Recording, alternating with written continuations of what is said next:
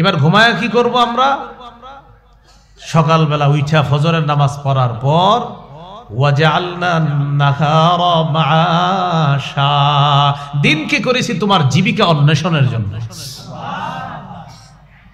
তাহলে রাতে মোবাইল চালানো যাবে না, তাড়াতাড়ি ঘুমায়া যাবেন, আর আমার একটা ঘুম ঘুমাইবেন, 4টা বাজে ওইটা 2 রাকাত 4 রাকাত তাহাজ্জুদ নামাজ পড়বেন, পড়ার পর একটু জিকির আজগার বৈশা বৈশা কম্বলের তলে লেপের নিচে করার যে কি আরাম, কি মজা, যে না করবেন সে বুঝবেন না, একদিন কইরা দেখবেন খুব মজা।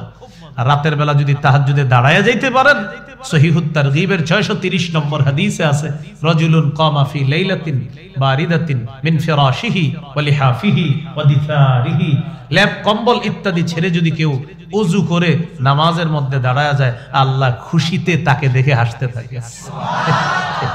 এই শীতের রাতে করে কি দেখো, ফেরেশতাদেরকে বলে যে ও করে কি দেখছো, ওইভাবে এই ঠান্ডা পানি দিয়ে ওযু করে নামাজে দাঁড়ায়। আল্লাহ ফেরেশতাদেরকে বলে মা হামালা আবদি হাদা আলামা সনা, আচ্ছা ও এইভাবে তাহাজ্জুদ নামাজে দাঁড়াইছে কেন বলো তো তোমরা, আল্লাহ তো সব জানে। তো ফেরেশতারা বলে আল্লাহ 2 কারণে, রাজা আমা ইনদাক ওয়া শাফকাতাম মিম্মা ইনদাক, আপনার থেকে নেয়ামত পাওয়ার আশায় আর আপনার আযাবের ভয়ে। আল্লাহ বলেন ফেরেশতারা সাক্ষী থাকো, আতাইতুহু মা রাজা, যে আশায় দাঁড়িয়েছে দিয়ে দিলাম, ওয়া আম্মানতুহু মিম্মা ইয়াখাফ, যে ভয়ে দাঁড়িয়েছে ভয় থেকে নিরাপত্তাও দিয়ে দিলাম। সুবহানাল্লাহ মানে কি পড়বেন নি? হ্যাঁ, সুবহানাল্লাহ মানে হলো এই যে হুজুর হ্যাঁ কথা ঠিক, আর আমরা পড়বো ইনশাআল্লাহ। রেডিমেড সুবহানাল্লাহ যেন না হয়, আসলে সুবহানাল্লাহ মানে হুজুর হ্যাঁ জি এই কথাটা সঠিক, আমরাও ইনশাআল্লাহ এটা করব। আল্লাহ তাআলা তৌফিক দান করুন। আমিন। তাহলে রাত হলো ঘুমানোর জন্য, দিন হলো জীবিকা অন্বেষণের জন্য। দিনের বড় একটা নেয়ামত হলো সূর্য। দিনের বড় একটা নেয়ামত কি? সূর্য। আল্লাহ তাআলার আজীব এক নেয়ামত। এটা জ্বলন্ত একটা গ্যাস, এই সূর্যটা। মানুষ যদি গবেষণা করে এখান থেকে জ্বালানি সংগ্রহ করা যায় সোলার ইত্যাদির মাধ্যমে, এটা না করে কয়লা আরো ইত্যাদি পুড়িয়ে এই পৃথিবীটারে দূষিত করতেছে মানুষ, এ ঠিক হচ্ছে না। শিল্পোন্নয়ন দেশগুলোতে বিশেষ করে তারা তো আপনার এমন অবস্থা করে ফেলতেছে যে পুরা বায়ু দূষণ এমন ভাবে হচ্ছে, বাতাসে তাদের ওই কার্বন ডাই অক্সাইড যে বের হয় সেখান থেকে এটা বাতাসের সাথে মিশে সূর্যের যে আলোর মূল যে আপনার আল্লাহ তাআলার পক্ষ থেকে সূর্যের আলোর মধ্যে যে উপকারিতাটা আছে এটা বাধাগ্রস্ত হয় ওই বাতাসে কার্বন ডাই অক্সাইড মিশ্রিত হওয়ার কারণে। এই জন্য মানুষ এটা থেকে আসলে উত্তরণ হওয়া দরকার, মানুষ সূর্য নিয়ে গবেষণা করা দরকার। এইটা না করে করতেছে আপনার যত জ্বালানি ইত্যাদি আছে এগুলা শেষ করে দিচ্ছে। আল্লাহ তাআলা আমাদেরকে সূর্য নামক নিয়ামতটা, এই নিয়ামত থেকে যেন আমরা প্রকৃত নিয়ামতগুলা গ্রহণ করতে পারি, আল্লাহ তৌফিক দান করুন। আমিন। তো এটার গুরুত্ব বাড়াতে হবে। সূর্য আল্লাহর অনেক বড় একটা নিয়ামত। 5600 ডিগ্রি সেলসিয়াস তাপমাত্রা, এখান থেকে 200 কোটি ভাগের 1 ভাগ মাত্র দুনিয়াতে মারে।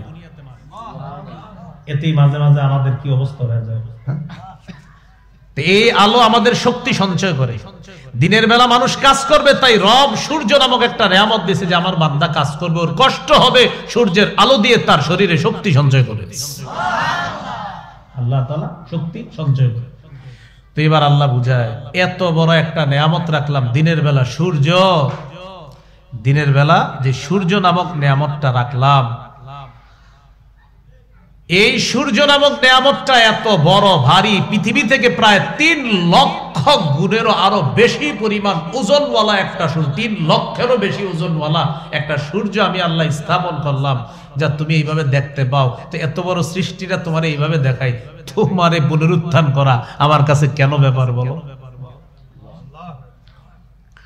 তো দিনের বেলা আমরা কাজ করলে কষ্ট হয়, আমাদেরকে শক্তি সঞ্চয় করার জন্য আল্লাহ কি দিয়েছেন? আসমানে সূর্য দিয়েছেন। তো ওয়াজআলনান নাহারা মাআশা, এরপর আল্লাহ বলেন ওয়া বানাইনা ফাওকাকুম সাবআন শিদাদা, তোমাদের উপরে সাদ হিসাবে 7 আসমান, মজবুত মজবুত 7টা আসমান আমি আল্লাহ স্থাপন করেছি। কয়টা আসমান? কেন জানো? আল্লাহ বলেন ওয়াজআলনাস সামাআ সাকফাম মাহফুজা, তোমাদেরকে সুরক্ষা দেওয়ার জন্য আমি আল্লাহ এই সুরক্ষিত ছাদ তথা আসমানকে তোমাদের জন্য একটা সুরক্ষিত ছাদ হিসাবে স্থাপন করেছি। তোমাদেরকে সুরক্ষা দেওয়ার জন্য একটা সুরক্ষিত ছাদ আমি আল্লাহ স্থাপন করেছি। কোন খুঁটি ছাড়া আল্লাহ এটাকে উঠায় রাখছে। সূরা রুমের 25 নম্বর আয়াতে আল্লাহ বলেন, ওয়া মিন আয়াতিহি আন তাকুমাস সামাউ ওয়াল আরদু বিআমরি। আল্লাহ বলেন আসমান এবং জমিন এইভাবে যে আছে, আসমানটা এইভাবে আছে, জমিনটা এইভাবে আছে, এটা আল্লাহর নিদর্শনাবলীর মধ্যে অন্যতম নিদর্শন।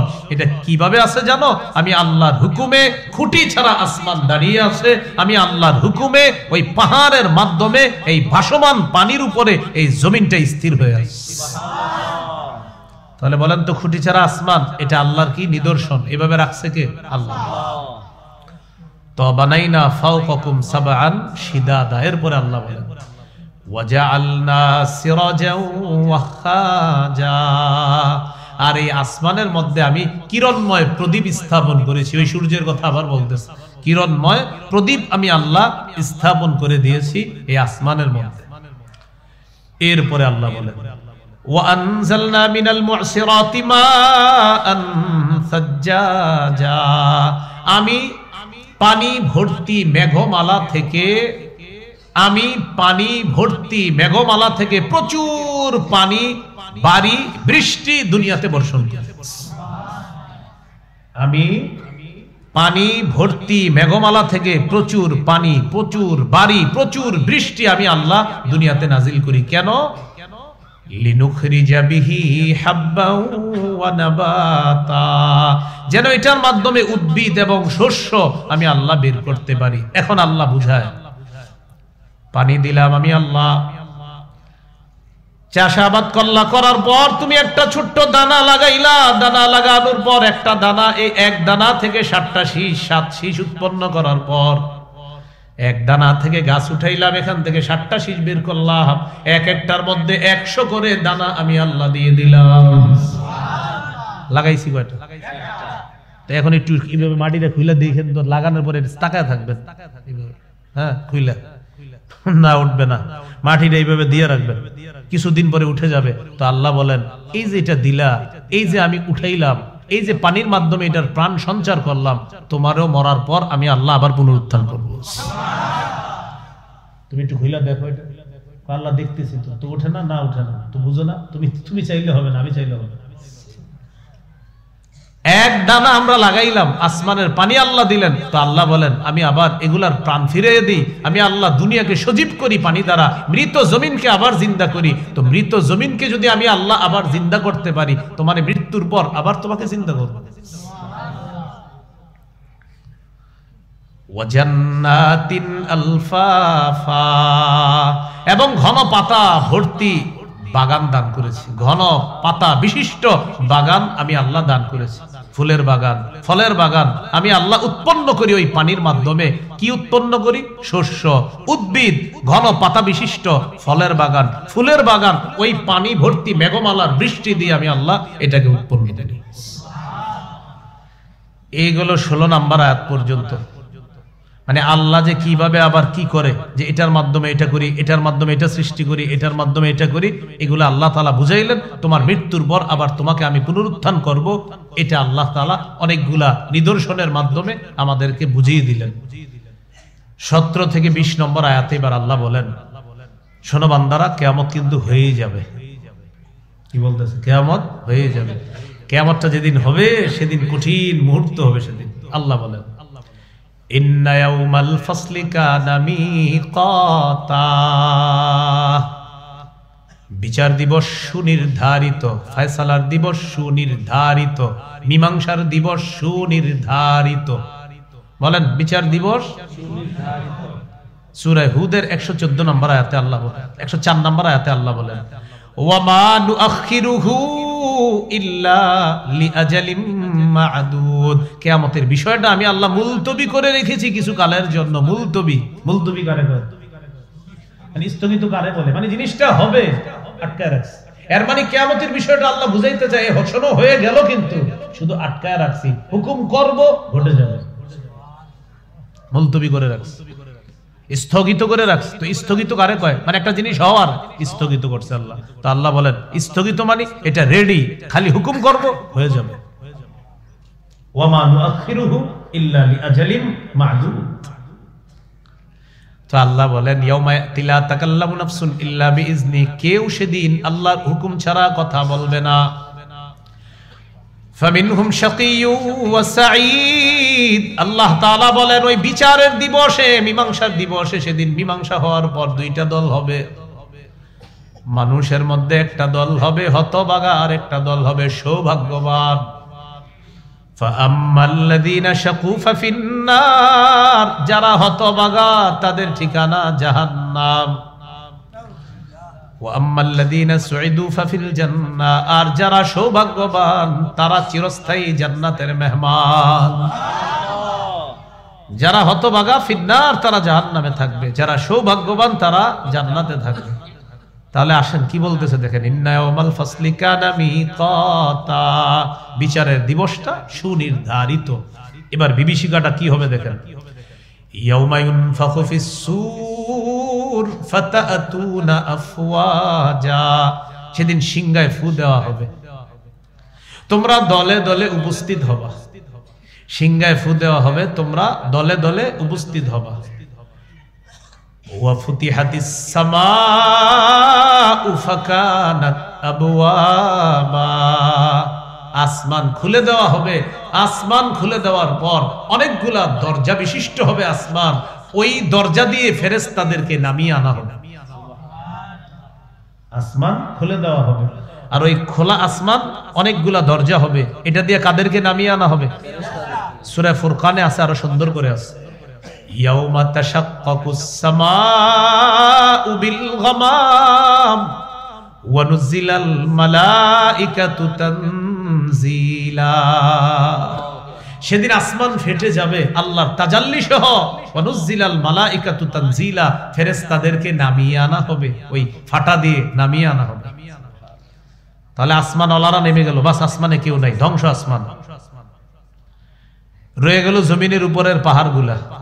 ওয়াসুইরাতিল জিবাল ফাকানাত সারাবা, পাহাড়গুলাকে হাকিয়ে নেওয়া হবে, আর পাহাড়গুলা চূর্ণ বিচূর্ণ হয়ে ফাকানাত সারাবা, মরিচিকার মতো হয়ে যাবে। এই মজবুত পাহাড় কিসের মতো হয়ে যাবে? মরিচিকা কারে যায়? মানে কিচ্ছু থাকবে না, বাস মরিচিকার মতো কিচ্ছু, মানে এটার কোনো দাম নাই, অস্তিত্বহীন হয়ে যাবে আপনার, মানে এটার কোনো ভ্যালু থাকবে না। এই পাহাড়টাকে আল্লাহ তাআলা এমন করে দিবেন, এটার কোনো ভ্যালু, ফাকানাত সারাবা, মরিচার মতো হয়ে যাবে। এমন মরিচা কাকে বলে, বা মরিচিকা কাকে বলে? মরিচিকা ওই পাহাড়, আমরা যখন সমুদ্রের মরুভূমির মধ্যে যাই, যাওয়ার পর দূর থেকে দেখি চিকচিক করতেছে, কি জানি পানি পানি পানি, সামনে গিয়ে দেখি পানি না। এই যে পানি পানি মনে হচ্ছে, আসলে কিছু না। আল্লাহ তাআলা বলেন এই পাহাড়গুলাকে হাকিয়ে নেওয়া হবে, এগুলা হয়ে যাবে মরিচিকার মতো। এখন বলেন মজবুত পাহাড় যখন থাকবে না, তো জমিন কি হবে? জমিনও ধ্বংস। তাহলে প্রশ্ন এসে যায়, জমিন ধ্বংস, আসমান ধ্বংস, তাহলে কিয়ামতের মাঠটা কোথায় হবে? সূরা ইব্রাহিমে আল্লাহ বলে দেয়, ইয়াউমা তুবাদদালুল আরদু গায়রাল আরদি ওয়াস সামাওয়াত, আসমান এবং জমিন পরিবর্তন করে নতুন আসমান জমিন সৃষ্টি করা হবে। সুবহানাল্লাহ, শুনছেন না আগে এটা? ইয়াউমা তুবাদদালুল আরদু গায়রাল আরদি ওয়াস সামাওয়াত, এই জমিনের পরিবর্তে আরেকটা জমিন, আসমানের পরিবর্তে আরো আসমান, মানে এগুলা ধ্বংস, জমিন ধ্বংস, নতুন আসমান নতুন জমিন সৃষ্টি করে এটা আল্লাহ সমতল ভূমি বানিয়ে এটাকে কিয়ামতের মাঠ বানাবে।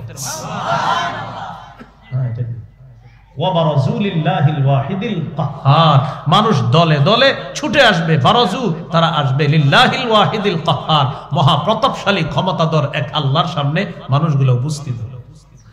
তাহলে ভাই এখান থেকে কি শিখলাম? এই আসমান এই জমিন বাস ধ্বংস হয়ে যাবে, ফেরেশতাদেরকে নামিয়ে আনা হবে। সব ধ্বংস হওয়ার পর আল্লাহ বলেন জমিনকে আবার নতুন করে সৃষ্টি করা হবে, জমিনটাকে পরিবর্তন করে আবার নতুন জমিন করা হবে, আসমান পরিবর্তন করে নতুন আসমান করা হবে। এখানে আল্লাহ কিয়ামতের মাঠ স্থাপন করে বিচার ব্যবস্থা শুরু করবেন।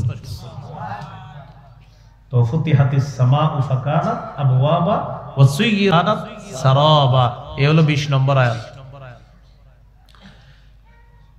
তো বিচার আপনার হওয়ার পর যখন বিচার হবে এরপর একদল মানুষ জাহান্নামী হবে, তাদের ব্যাপারে আল্লাহ বলেন ইন্না জাহান্নামা কানাত মিরসাদাল লিত্তাগিনা মাআবা, নিশ্চয়ই জাহান্নাম ওত পেতে আছে লিত্তাগিনা মাআবা, সীমালঙ্ঘনকারী যারা, নাফরমান যারা, তাদের জন্য ঠিকানা হিসাবে জাহান্নামটা ওত পেতে আছে। নাউজুবিল্লাহ। লাবিসিনা ফিহা আহকাবা, যুগ যুগ ধরে সেখানে থাকবে। লা ইয়াদুকুনা ফিহা বারদাও ওয়ালা শারাবা, সেখানে তারা কোনো ঠান্ডা কিছু পাবে না, কোনো পানিও পাবে না। ইল্লা হামিমাও ওয়া গাসসাকা, ফুটন্ত পানি পাবে আর গাসসাক পাবে, মানে জাহান্নামীদের পুঁজগুলা তাদেরকে দেওয়া হবে। জাহান্নামীরা বলবে ও ফেরেশতা খাবার লাগবে, খাবার। আল্লাহকে ফেরেশতা বলবে আল্লাহ জাহান্নামী খাবার চায়, আল্লাহ বলবে দিয়ে দাও, জাক্কুম খাওয়ায়া দাও। লাকিলুনা মিন শাজারিন মিন জাক্কুম, সূরা ওয়াকিয়া। তো জাক্কুম খাবে, খাওয়ার পর আপনার গলায় আটকাবে কাঁটাযুক্ত ফল। তো এবার তারা বলবে পানি চাই, পানি পানি পানি লাগবে পানি। তখন আল্লাহ তাআলা বলে দিবেন কি আর করা, দাও জাহান্নামীদের পুঁজগুলা পানি হিসাবে দাও। এই গাসসাক, গাসসাক কাইহু সদীদু আহলিন নার, জাহান্নামীদের রক্ত, পুঁজ ইত্যাদি এইগুলা পানি হিসাবে তাদেরকে দেওয়া হবে পান করার জন্য। ইল্লা হামিমাও ওয়া গাসসাক জাযাআও ওয়িফাকা, আল্লাহ বলেন এটাই পূর্ণ প্রতিদান এদের, এটাই পূর্ণ প্রতিদান হিসাবে এটাই তাদেরকে দেওয়া হবে। তাদের অপরাধ কি? আল্লাহ বলেন ভয়ঙ্কর দুইটা অপরাধ তাদের। ইন্নাহুম কানু লা ইয়ারজুনা হিসাবা, আজকে যে হিসাব হবে, কিয়ামতের মাঠে যে হিসাব হবে, এটা তারা কামনাই করতো না, বলতো এগুলা বুকাস কথা। তারা এই ফলাফল দিবস, বিচার দিবস কামনা করতো না, বিশ্বাস করতো না। আর একটা অপরাধ, কাযযাবু বিআয়াতিনা কিযযাবা, আমার আয়াতগুলা তারা অস্বীকার করছে। আল্লাহ বলেন ওয়া কুল্লা শাইইন আহসাইনাহু কিতাবা, আমি সব লিখে রাখছি। কি বলতেছে? আমি সব জমা করে রাখছি। আমার ফেরেশতারা, আমার লেখক ফেরেশতারা সব লিখে রাখছে। ওয়া কুল্লা শাইইন, সব, আহসাইনাহু লিখে রেখেছি, কিতাবা খাতা হিসাবে, লিপিবদ্ধ হিসাবে। কুল্লা শাইইন আহসাইনাহু কিতাবা, লেখা হিসাবে সব জমা করে রাখছি আমি আল্লাহ, মানে আমার লেখক ফেরেশতারা সব লিখে রাখছে। এবার আল্লাহর পক্ষ থেকে তাদেরকে বলা হবে তো আর কি করা, ফাযুকু, আযাব ভোগ করো, ফালান নাযীদাকুম ইল্লা আযাবা, তোমাদেরকে আমি আল্লাহ কিছুতেই কিছু বাড়াবো না, শুধু আযাবই বাড়াবো। তোমাদেরকে আর কিচ্ছু বাড়াবো না, শুধু আযাবের পর আযাব বাড়াবো, বাস ভোগ করতে থাকো। এই হলো আপনার 30 নম্বর আয়াত সূরা নাবার। এই 30 পর্যন্ত গেল, মোট 6টা বিষয় আলোচনা হলো। 1 থেকে 3 নম্বর আয়াতে হলো কিয়ামতের বিষয়ে ঝগড়া, ওই যে মতভেদ আপনার কাফেরদের। 4-5 নম্বর আয়াতে গেল মূর্খদেরকে ধমক দিতেছে না কিয়ামত হবেই। 6 থেকে 16 নম্বর আয়াতে আল্লাহ বিভিন্ন দৃষ্টান্ত পেশ করে বুঝাইলেন, দলিল দিলেন কিয়ামত যে হবে, পুনরুত্থান হবে। 17 থেকে 20 নম্বর আয়াতে চতুর্থ বিষয় কিয়ামতের বিভীষিকাময় অবস্থা বর্ণনা করলেন। 21 থেকে 26 নম্বর আয়াতে কিয়ামতের দিবসে ফায়সালার পর একদল মানুষের ঠিকানা জাহান্নাম, এটা আলোচনা করলেন। 6 নম্বর বিষয় আল্লাহ আলোচনা করলেন যাদেরকে জাহান্নামে দিবেন, কেন দিবে আল্লাহ, এই বিষয়ে আল্লাহ কথা বললেন। যাদের বড় বড় অপরাধ, এরা আমার এই বিচার দিবস বিশ্বাস করতো না, কামনা করতো না, ফলাফল বলতে কিছু আছে এগুলা মানতো না, আর আমার আয়াতগুলাকে অস্বীকার করতো। এই হলো 6টা বিষয়। 7 নাম্বার আর 8 নাম্বার বিষয় 31 থেকে 40 নম্বর আয়াত পর্যন্ত আছে আর কি ওখানে। আজকে এতটুকু। আল্লাহ তাআলা আমাদের সকলকে যে কথাগুলা শুনলাম বললাম আমল করার তৌফিক দান করেন। আর আমি উঠে যাওয়ার সাথে সাথে সবাই আমার সাথে সাথে চলে যেন যেতে পারেন, এটাও দোয়া করি, নাকি? হ্যাঁ, তাহলে এক কাজ করবেন, আমি এখন যাব, আমার সাথে চলেন। চলেন না, আমরা একসাথে যাই, চলেন। কি বলেন? চলেন, আপনারা চলেন। এই বাসের এই পাশে যারা আছে চলেন, যাই একসাথে। সবাই তো বললেন না, এই পাশে সবাই বলেন যাবেন আমার সাথে।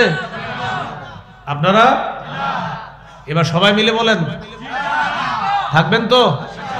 2 হাত তুলে দেখান, টান টান করে রাখেন, এভাবে রাখেন। আল্লাহ আমি যাওয়ার পরে যারা উঠবে না তাদের সাথে জান্নাতে দেখা করায় দিয়ে দোয়াটা বুঝছেন নি? তাহলে আমি যাব, কেউ ওঠাউঠি করেন না। আর দোয়া কবুল হয়ে গেল তো হয়েই গেল ইনশাআল্লাহ। তাহলে যারা যাবেন না তাদের সাথে আল্লাহ চাইলে দেহান্দাতে দেখা করায় দিতেই পারে। বাকি এনে আবার আপনার আবার দোয়ার কারণে এরকম যদি হয় যে হুজুর প্রস্রাব টস্রাব ধরলেও কি উঠবো না, না ওযু ইস্তেঞ্জার প্রয়োজন হইলে, কারণ আমি যদি পুরা 40 আয়াত পর্যন্ত বলতাম আপনারা পুরাটাই শুনতেন, তো এই জন্য 40 নম্বর আয়াত পর্যন্ত বলতে গেলে আরো আধা ঘন্টা লাগতো, তার মানে আধা ঘন্টা আপনাদের ধরবে না ইনশাআল্লাহ। তো এই জন্য আপনারা আধা ঘন্টা হুজু ইস্তেঞ্জার দরকার নাই। যদি এরপরে কারো হুজু ইস্তেঞ্জার প্রয়োজন হয় চুপে চুপে পিছন থেকে উঠবেন, পাশের জন্য এরকম বলবেন না চল ইস্তেঞ্জা করে, উনি কি বলছে আপনার এর ইস্তেঞ্জা লাগবে, এরকম বলবেন না। তাহলে আপনি একা একা যাবেন, আবার একা একা চলে আসবেন। আমাদের উস্তাজে মুহতারাম চলে আসবে একটু পরে, সাবধান কেউ উঠাউঠি করবেন না। আর দোয়াটা যদি কবুল হয়ে যায় তাহলে তো হয়ে গেল, যে আমি উঠার পরে যারা না উঠবেন আল্লাহ যেন জান্নাতে দেখা করায় দেয়। কারণ যাইতে যাইতে দেখবো যে এই দোয়াটার কাঙ্গাল কারা কারা। আসসালামু আলাইকুম ওয়া রাহমাতুল্লাহি ওয়া বারাকাতুহু।